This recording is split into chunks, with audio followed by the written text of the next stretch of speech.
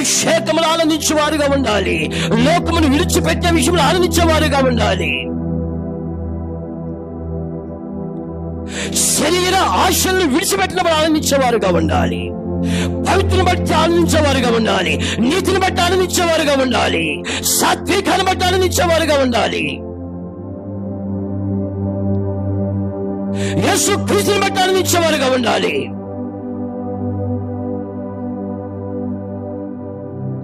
Pentecost అనుభవం, the experience of the holy spirit. ఎన్నో త్యాగాలు చేశారు.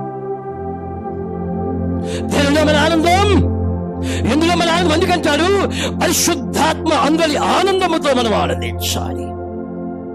కనుక ఒక క్రైస్తవుడు, ఒక క్రైస్తవురాలు, ఒక కాపరి, ఒక విశ్వాసి, ఒక సేవకురాలు పరిశుద్ధాత్మ అందరూ ఆనందించేవారముగా ఉండాలి.